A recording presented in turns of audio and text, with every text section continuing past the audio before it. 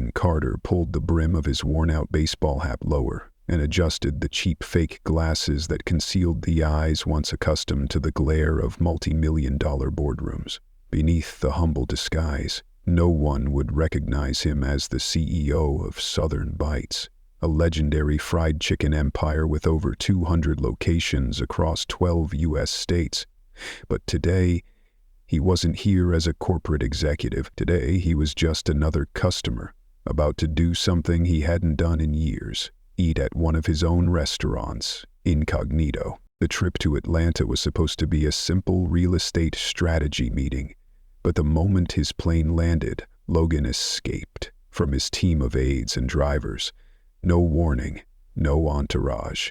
He rented an old car, driving hundreds of miles west to Memphis, home to one of the first locations of the restaurant chain his grandmother had built from scratch. He parked in front of the store and stood silently for a few moments. A strange feeling churned in his gut, a mixture of unease, anticipation, and doubt. It wasn't hunger. It was the numbers from the latest quarterly report. Customer satisfaction had dropped by 15%. Revenue had taken a near 20% plunge. Something was seriously wrong. Something that none of his high-paid executives had been able to pinpoint. "Time to get back into the kitchen," he murmured, pushing open the heavy glass door.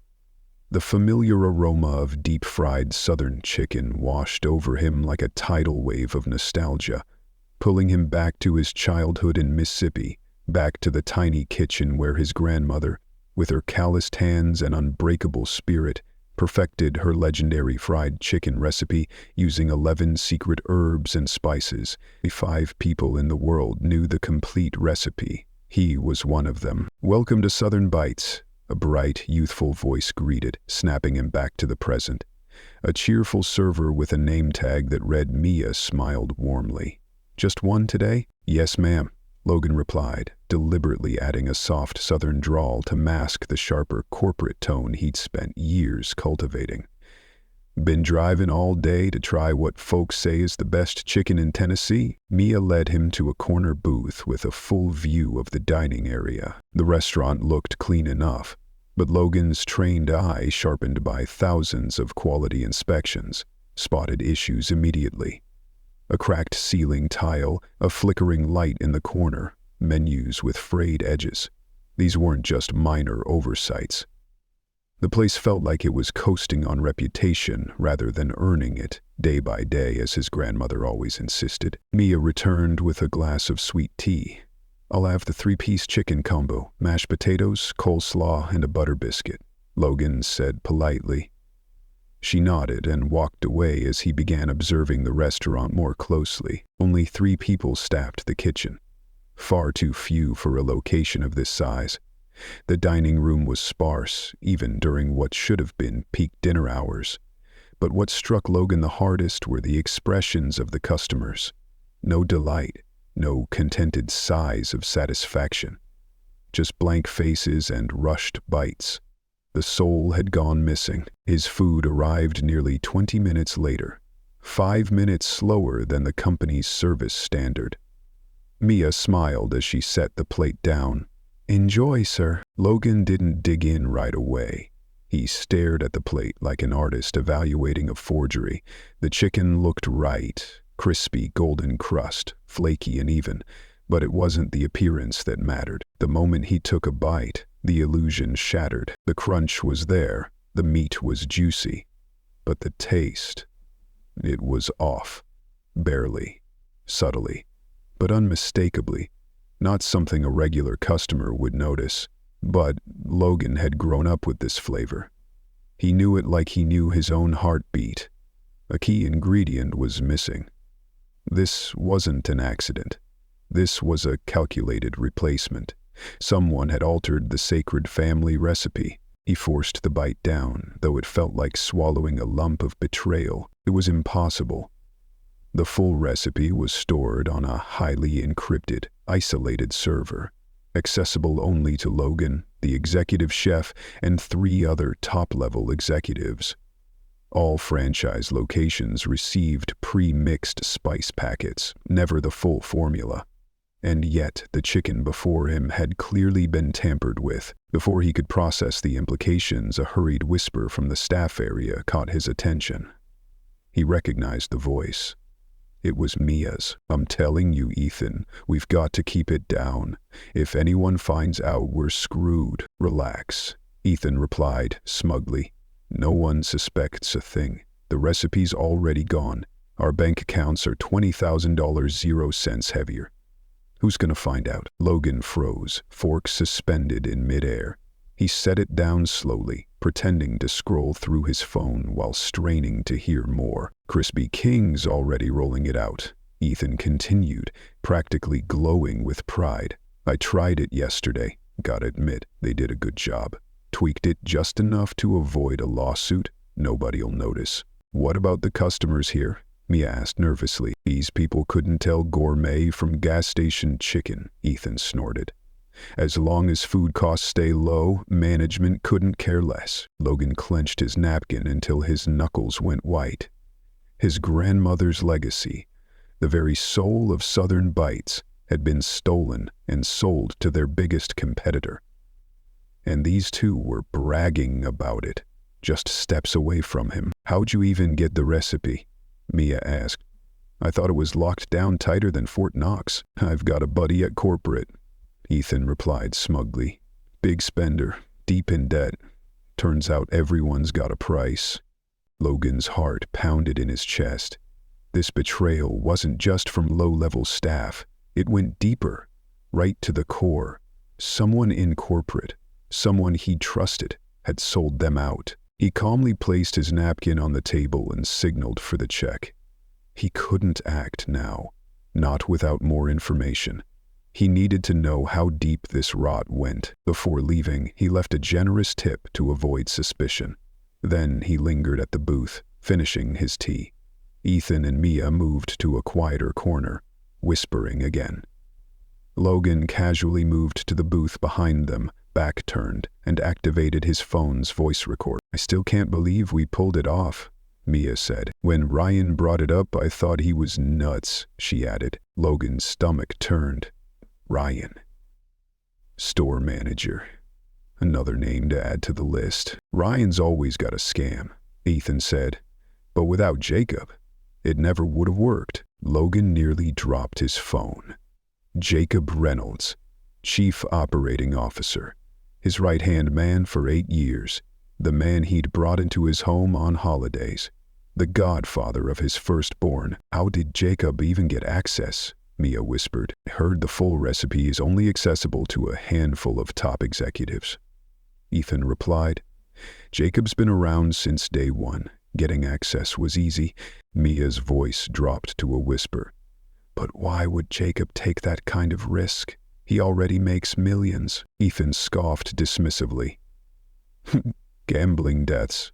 That's what Ryan said. And Crispy King didn't just offer him money.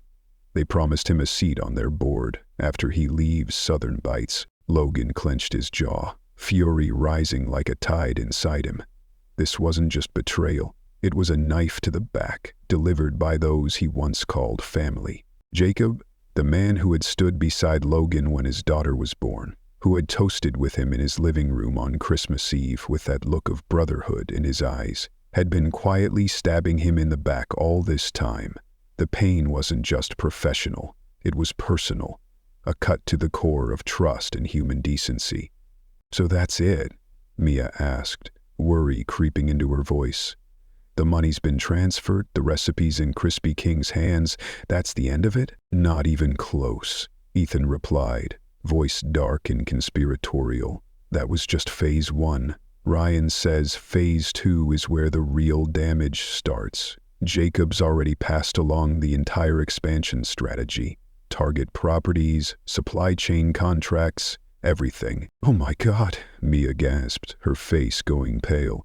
"If that gets out, Southern Bites will collapse." "Exactly." Ethan nodded coldly. "They don't just want to compete. They want to erase Southern Bites from the map. And when the dust settles, Crispy King will scoop up the pieces for next to nothing." Logan felt like he'd been punched in the gut. This wasn't just recipe theft. This was corporate sabotage, strategic, coordinated, and executed by the very people who once helped him build the empire. Mia hesitated for the first time. But, isn't this going too far? I mean, I didn't mind making a little extra money, but costing thousands of people their jobs? Don't get soft on me now, Ethan snapped. No one forced them to work at Southern Bites. No one forced Logan Carter to inherit a gold mine built by his grandma. Rich people lose money every day. Who cares? That line shattered something inside Logan. Ethan didn't understand, or refused to understand, that Logan had worked 16-hour days for decades, growing a roadside diner into a national brand. He'd once known every employee by name, had paid for their kids' medical bills and college tuition. He'd laughed with them, cried with them, and now, all of it was being sold off to the highest bidder. So when is this all going down? Mia asked, her voice trembling slightly. It's already happening, Ethan said. Crispy King is launching their gold standard chicken next month. Test markets are responding well, and Ryan said Jacob already handed over the locations of 3 new Southern Bites stores. Crispy King's going to lock them in before we even break ground. And we just sit here and wait? Keep quiet, keep your head down, and wait for our new jobs at Crispy King, Ethan said firmly. Ryan promised we'd be protected. When Southern Bites starts shutting down, we'll be first in line for cushy spots. Logan had heard enough. He stopped the recording, slipped the phone into his pocket, and stared blankly ahead as the restaurant faded around him. This wasn't just a personal vendetta anymore. This was a war for a legacy, for the livelihoods of thousands of families who had built their lives around the name Southern Bites. He walked briskly out of the restaurant, his heart pounding. The cool night air hit his face, but it was nothing compared to the cold fury gripping his soul. He couldn't act yet. If he moved now, Jacob would get spooked. Ryan would cover his tracks. Ethan and Mia would disappear. No, he needed to go deeper. He needed undeniable proof. He needed the truth so that he could bring these traitors down with the full force of the law. The plan sparked in his mind, bold, dangerous, maybe even reckless. But if it worked, it would be the ultimate checkmate. Logan pulled out his phone and made the first call to his head of security, Diana Chin, a former FBI agent. He gave her just enough information to start monitoring Jacob's activities discreetly. The second call was to his executive assistant. "Clear my calendar for the next 2 weeks. Family emergency," he said in a calm, practiced voice. She didn't ask questions. She was used to his sudden disappearances. Logan ended the call. His eyes drifted to the distant neon glow of the Southern Bites sign, a soft yellow beacon against the violet night sky. It looked like the last flicker of an era coming to a close. He stared at it, as if trying to see through time, to the memory of a tiny woman hunched over a stove, scribbling down her chicken recipe on a worn index card, powered only by love and grit. She had endured segregation, poverty, and every obstacle imaginable to build something meaningful, something that brought people together, one piece of fried chicken at a time. Logan made a vow then and there. No matter the cost, he would not let greed destroy what she had built. Tomorrow, Logan Carter, billionaire CEO, would disappear, and in his place, a man named Larry Cooper would walk into that very restaurant. Just another nobody, dressed in a threadbare flannel shirt, faded jeans, and worn-out work boots from a thrift shop. A guy looking for a dishwasher job, humble and grateful. But from the inside, Larry would begin to dismantle the conspiracy that was poisoning Southern Bites. By the third day, Logan had fully adapted to the rhythm of the restaurant. He arrived early, stayed late, worked diligently, but never stood out. In the tiny break room, he ate his quick lunch, with eyes that seemed aimlessly wandering. But in truth, they were laser-focused on nearby conversations. One day, while chewing through a cold, flavorless chicken sandwich, something that fell far below the company's serving standards. He overheard exactly what he'd been waiting for. "Jacob's starting to get nervous," Ryan whispered to Ethan at a corner table. "Wants to speed things up. We rush?" "Everything's going smoothly," Ethan replied, a hint of annoyance in his tone. Ryan glanced around, then lowered his voice even more. "Quarterly audit's coming. He's worried someone might spot the system logs showing his access to the recipe database. Can't he just delete them? Deleting triggers alerts. Corporate security is tight," Ryan muttered, tapping his fingers on the table. "But he's got a plan. He's going to leak fake news about a supply chain crisis. With everyone focused on missing ingredients, no one'll notice the logs." Logan clenched his fist under the table, keeping his expression carefully neutral. Jacob's scheme wasn't just deceit, it was sabotage. When the stock price tanked, thousands of employees would see their savings disappear, everyone with a stake in Southern Bites, from frontline staff to shareholders, would pay the price, all to cover the tracks of one man's betrayal. For the next week, Logan quietly gathered evidence. He volunteered for late-night cleaning shifts when Ryan's office was left unattended. Using the covert techniques Diana had taught him, he cloned Ryan's computer while pretending to mop nearby. The results didn't disappoint. There they were, emails between Ryan and Jacob, bank transfer orders, and detailed leaks about real estate targets. Logan knew then Judgment Day was approaching. But the war had only just begun. In the second week of his covert mission, Logan noticed something unexpected. Mia, once closely aligned with Ethan and Ryan, was now avoiding them. Her eyes held something different: hesitation, inner conflict, and maybe even guilt. One afternoon, while restocking supplies in the storage room, Logan decided to take a risk. He spoke casually, almost offhandedly. "They're planning something bigger, aren't they?" Mia froze, nearly dropping a box of napkins. What are you talking about?" "Ryan and Ethan," Logan said, still focusing on the shelf. "I've noticed you keeping your distance. Something's changed." Mia looked around nervously. No one else was there. After a tense pause, she let out a quiet sigh and whispered, "They're planning to downgrade the food quality. Gradually. Ethan says it'll make customers think Southern Bites is cutting corners. Ryan's been adjusting inventory records to cover it up." Logan felt like a weight had slammed into his chest. "If they do that, people could get sick?" he said, genuine concern in his voice. "I know." Mia hesitated, biting her lip. "I needed the money. My mom's going through chemo. The bills are brutal, but—" "I never agreed to hurt anyone." Logan looked at her and saw it, that spark of conscience still flickering. She could be the key to unlocking the truth. "What if someone is trying to stop them?" he asked gently, planting the seed of hope. Mia let out a dry, bitter laugh. "Who? Corporate? To them we're just numbers in a spreadsheet." Her words hit Logan like a punch to the gut. Had he really become so distant that his own employees didn't believe he still cared? "Maybe someone's already started gathering evidence," he said, his voice low and intentional, letting the idea land softly. She studied him carefully, suspicion rising.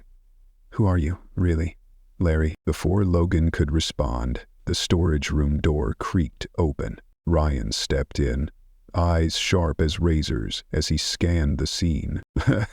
"Looks like you two are having an interesting chat." "Just explaining the inventory system to the new guy," Mia answered quickly, her voice trembling slightly. "Larry," Ryan said, his tone laced with implication, "someone spilled a whole gallon of sweet tea in the dining area. Go clean it up." As Logan walked past, Ryan gripped his arm briefly and leaned in. "When you're done, come to my office. We need to talk about your future here." Though Ryan's voice was calm, the words carried a veiled threat. Logan felt ice creep through his veins. Had he been exposed, or was this just a warning to a nosy employee? Either way, he knew one thing for certain. The investigation had entered its most dangerous phase yet. While mopping up the sticky floor, Logan's phone buzzed in his pocket. A text from Deanna lit up the screen. "Got the CEO's email logs. Recipe accessed 3 times last month. Call me Ace." That was the final confirmation Logan needed. Jacob was the mole. But taking down the entire operation required more. He needed irrefutable proof. He needed to catch Jacob and Crispy King in the act. A plan began to form in Logan's mind, piece by piece, like a puzzle falling into place. When it was time for his meeting with Ryan, Logan took a deep breath and knocked on the office door. "Come in, Larry," Ryan said, his voice sharp. Logan entered, shoulders slightly hunched, eyes lowered. The body language of someone who couldn't afford to lose this job. "You've been asking too many questions," Ryan said, hands folded on the desk, eyes locked on Logan. "Sorry, just trying to learn. I didn't mean anything by it." Logan replied softly, like a man pleading not to be fired. "You've been talking to Mia about things that don't concern you," Ryan continued. "I don't like employees who can't mind their own business." Logan nodded, lowering his head further. "I really need this job. I don't want any trouble." Ryan studied him for a long moment. Then his expression softened ever so slightly. "All right? I might have an opportunity for someone who knows how to keep quiet. A way to earn some extra cash." Logan's heart pounded. This was it. "I'm listening," he said carefully. Ryan nodded. "Sometimes we have special projects. Not for everyone. Only for those who understand the value of loyalty. I'm good at keeping secrets," Logan said with a slight smile, his voice calm and confident, though inside a storm was raging. The eager undertone in Ryan's voice told Logan he was on the right track.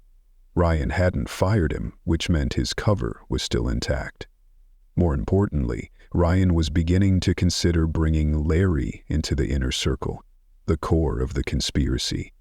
And if that happened, Logan would finally obtain the last missing piece of the betrayal puzzle. That night, back in his cheap motel room, Logan finally called Diana. "You had me worried sick," she snapped in a hushed voice. "You can't just disappear like that." "Sorry," Logan replied, his voice low but resolute.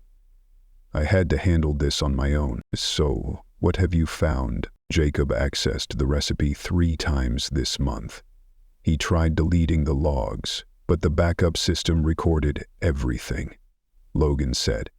Then, after a pause, he added, "And there's more. He's been meeting regularly with Walter Reed from Crispy King, under the guise of golf outing." "That's enough to nail them, right?" Diana asked. "Not yet," Logan said, staring into the dark beyond the window, his eyes steely with conviction. "I need to catch them in the act. No excuses, no denials." "And how do you plan to do that?" Logan gave a cold smile in the dim light. "We're going to give them bait. Too tempting to resist." The next morning, working remotely with Diana, Logan had the executive culinary team develop a new secret recipe, a sophisticated, improved version that was in reality a complete fake. On paper it looked flawless, but when actually prepared, the result would be a culinary disaster. It was a perfect trap. If anyone stole and used it, they'd expose themselves. Diana uploaded the decoy formula to the highest level secure server, accessible to only 4 people. Jacob was one of them. And then they waited. Meanwhile, Logan continued his role as Larry Cooper, the invisible worker. Ryan had warmed up to him, even bringing him into private discussions with Ethan about supply chain optimizations, a euphemism for deliberate sabotage. "Next week, we start using cheaper ingredients," Ryan said, watching Logan closely for a reaction. "Is it safe?" Logan asked, keeping his tone neutral. "Totally. Just lower cost. Customers won't notice a thing." Ethan cut in with a smirk. "And if they do?" Logan pressed. By then, the stock will have already crashed. No one will care. Ethan said. Logan nodded thoughtfully.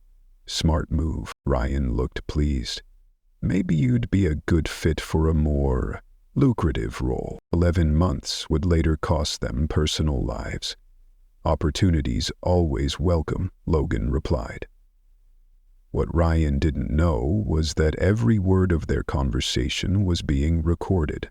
A tiny device Logan had planted under the break room table 3 days ago was capturing every incriminating detail. 3 days later, Logan's phone buzzed with a message from Deanna. Jacob just downloaded the decoy recipe. 10 minutes ago, Logan's heart pounded. The bait had been taken. Now they just needed proof that Crispy King was using it, and the evidence came sooner than expected. That afternoon, while Logan was cleaning the bathrooms, Mia walked in, looking visibly uneasy. Ryan's acting weird today, she whispered. He and Ethan keep whispering about some new recipe. They're calling it Golden Deuce or something. What recipe? Logan asked, feigning ignorance. Word is Southern Bites is launching a new chicken, supposedly better than the original. Ryan said they've already got it. Logan almost laughed. It was working perfectly. Jacob had passed the fake recipe to Crispy King, and now it was trickling back down to the undercover crew at the restaurant. That night, Logan drove to a Crispy King location across town. Just as he suspected, a brand new sign stood in the window. Coming next week, premium gold standard chicken. He snapped photos with his phone. The timeline aligned exactly. It wasn't coincidence. Crispy King was rushing to release what they thought was a breakthrough product. In truth, it was their downfall. Back at the motel, Logan called Deanna immediately. We've got them, he said with quiet satisfaction. As soon as they launch the product, it's over. That'll be our silver bullet. What if someone realizes the recipe is garbage before launch? Diana asked. They won't, Logan said confidently. It looks perfect on paper. The only way to know it's awful is to cook it at scale. By the time they find out, it'll be too late. Deanna paused. So, what's the next move? I'll gather everything. Tomorrow, I confront them at the restaurant. Once they realize they're caught, they'll turn on Jacob to save themselves. Then, I'll call an emergency board meeting. But there was one thing Logan didn't tell her, something he kept to himself. He'd developed a strange sense of sympathy for Mia. Her hesitation, her fear, her quiet guilt. Logan saw someone who wasn't driven by greed, but by desperation. Maybe, just maybe, she deserved a second chance. That night, lying on the stiff mattress in the rundown motel, Logan Carter, CEO of Southern Bites, closed his eyes, not in fear, but with a sense of resolve. Tomorrow would be the day of reckoning, and after that, maybe a new beginning. What Logan didn't know, however, was that Ryan had plans of his own, and that the coming confrontation would take a turn none of them could have predicted. At dawn, Logan arrived at the restaurant earlier than usual, his mind clear and determined. In his phone, he carried everything Diana had assembled: audio recordings, emails, bank transfers, photographs.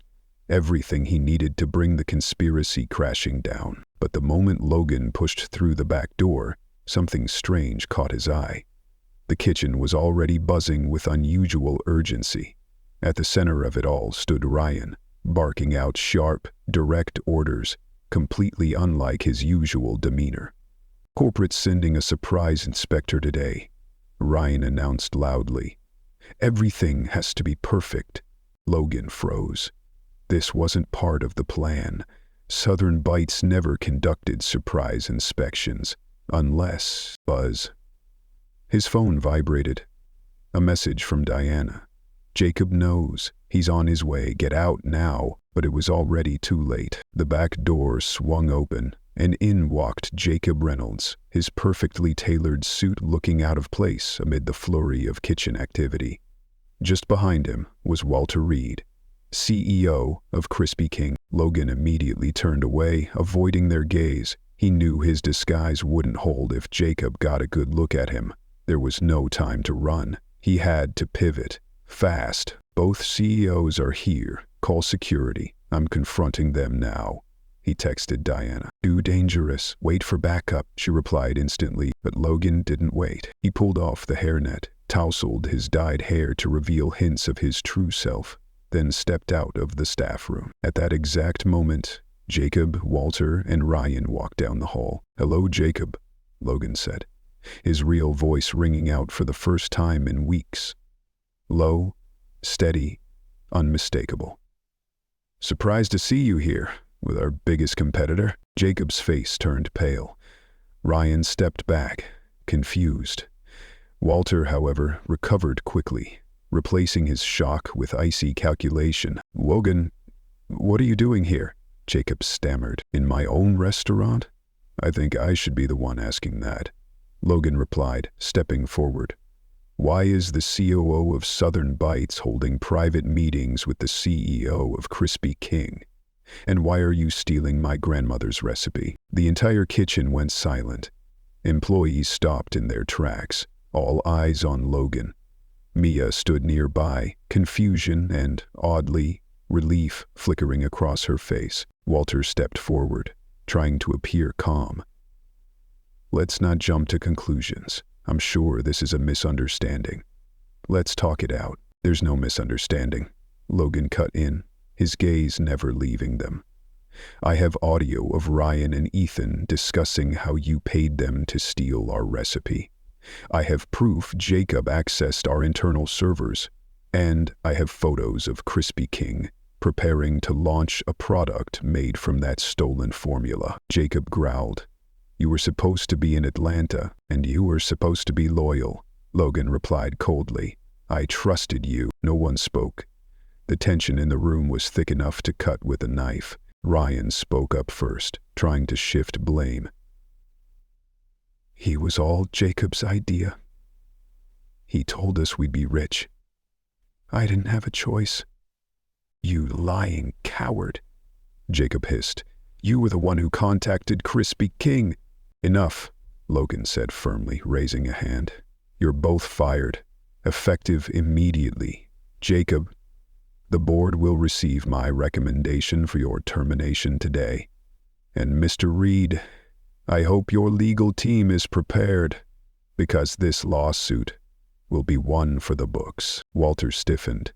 The recipe. You planted it, didn't you? Our test kitchen cooked it yesterday. It was inedible. Logan allowed himself a small smile.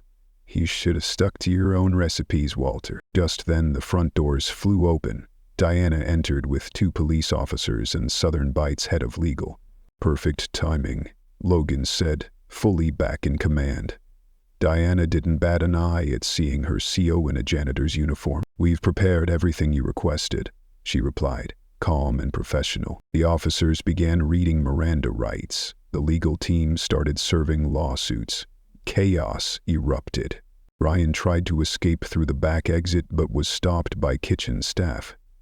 Ethan stumbled out of the walk-in freezer, pale as a ghost. Logan stood at the eye of the storm, calm, not vengeful, not triumphant, just a man protecting what he loved. When the police entered, Jacob only needed one glance to understand. It was over. He raised his hands in surrender, but his eyes still blazed with fury. You self-righteous hypocrite, he spat at Logan. You inherited everything. You have no idea what it's like to build something from nothing. Logan stepped closer to the man who had once been his friend, his voice not angry, but heavy with something deeper. Sadness. My grandmother didn't leave me wealth, he said, voice solid as stone. She left a recipe, an old stove, and a spirit that refused to quit. I worked beside her from the time I was 12, washing dishes, mopping floors, manning the fryer, long before I ever sat in an executive chair. That recipe isn't just seasoning, it's her legacy and mine. As the officers led Jacob away, Mia approached Logan, her eyes filled with confusion and guilt. I didn't know who you were, she said quietly. I needed money for my mom's chemo. I never meant I didn't want to hurt anyone. Logan gently raised a hand to stop her. I heard everything, Mia. The times you pushed back, the moments you hesitated. We'll talk about your future with the company, but today isn't the end. A flicker of relief crossed her face. Hope freshly kindled. Logan turned to face the kitchen, where stunned staff still stood motionless. These were the people who'd kept the brand's flame burning quietly for years. And now, they looked at him like they were seeing the soul of Southern Bites come back to life. Deanna stepped forward, handing him his suit jacket and a tablet. The board is assembled. They're waiting for your live report, she said, pride in her eyes. Logan nodded, but his thoughts were already beyond the meeting. Exposing the betrayal was just the beginning. The real work, restoring the heart of Southern Bites, was only just beginning. A month later, at Southern Bites headquarters, Logan stood at the podium in a packed auditorium. Employees, board members, and media all sat in rapt attention, eager to hear what came next after the greatest scandal in company history. Since the scandal broke, Logan began, our stock wavered, but thanks to swift and decisive action, we haven't just recovered, we're stronger than ever. The room was silent, hanging on his every word. Crispy King has issued a formal public apology and agreed to pay $150 million, 0 cents, in damages. Jacob Reynolds has been sentenced to 5 years for corporate espionage, with an additional 3 years for securities fraud. Ryan and Ethan received lighter sentences for cooperating with the investigation. Walter Reed has resigned in disgrace. A pause erupted, scattered at first, then swelling into a thunderous ovation. Logan raised his hand, signaling for quiet. But that's the past, he continued. Today I want to talk about the future. The large screen behind him lit up, displaying Southern Bites' new logo, a refined version of the original sketch his grandmother once drew in pencil on a napkin. 2 weeks working in my own restaurant, Logan said, reminded me of the most important thing. Southern Bites isn't just about a recipe, it's about people. He pointed toward a special section of the auditorium where Mia and the Memphis restaurant staff were seated. I'd like to introduce some of the people who inspired me the most. Among them, Mia Thompson, who once lost her way but ultimately chose the right path. Starting next month, she will lead our new employee assistance program, ensuring that no one at Southern Bites ever feels forced to compromise their integrity because of financial hardship. The crowd burst into applause. Mia broke down in tears. And now, for our biggest announcement. Logan paused, his voice growing stronger. Starting today, Southern Bites is launching a company-wide profit-sharing program. Everyone who helps build this company, from the kitchen to the boardroom, deserves to share in its success. The room erupted.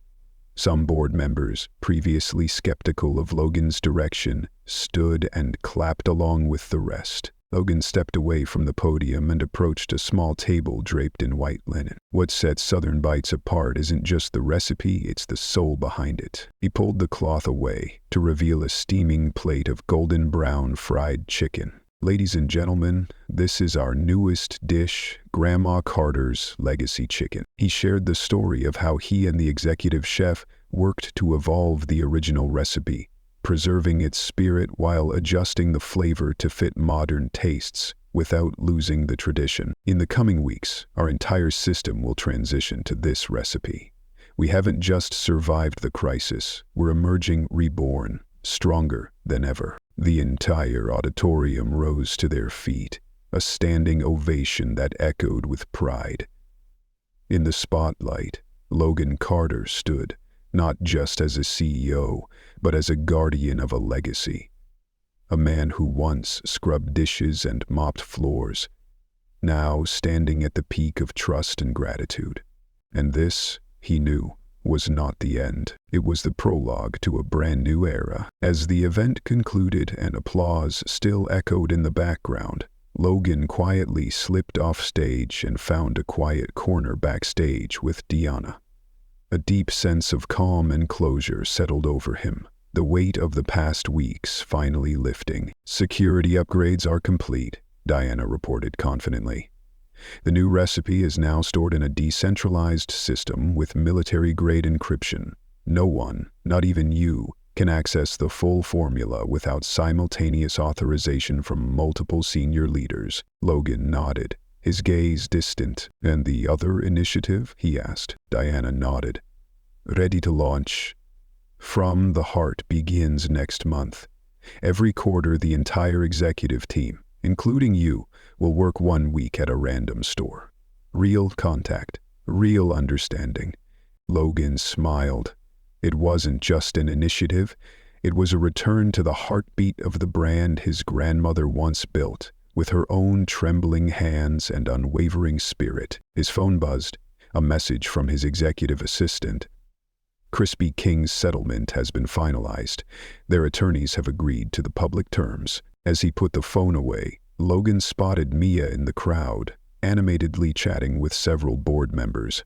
Her face was radiant, no longer the anxious girl whispering in back rooms, but a confident voice of change. Mia's journey, from accomplice to advocate, embodied the future Logan envisioned for Southern Bites. Rebirth, second chances, and growth. Outside the auditorium, a giant digital billboard lit up with the company's new slogan, "Southern Bites, family recipe, family values." Below it, a line of customers wrapped around the flagship location, eager to taste the fried chicken, hailed by food critics as a revolution in Southern flavor. Logan quietly exited through a side door, avoiding the spotlight and cameras.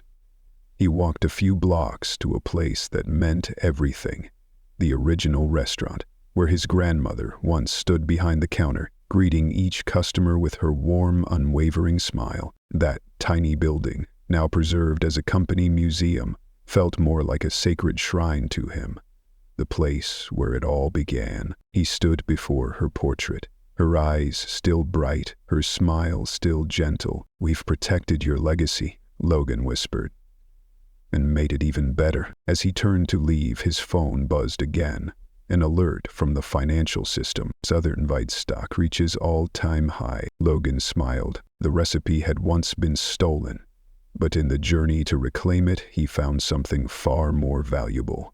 The true secret behind Southern Bites' magic. Not just the 11 herbs and spices, but values, family, faith, and treating people right. From customers to employees, partners to communities. That was the real secret ingredient. One that could never be copied, never be stolen, and one that would be passed on, like the finest family recipes, from one generation to the next.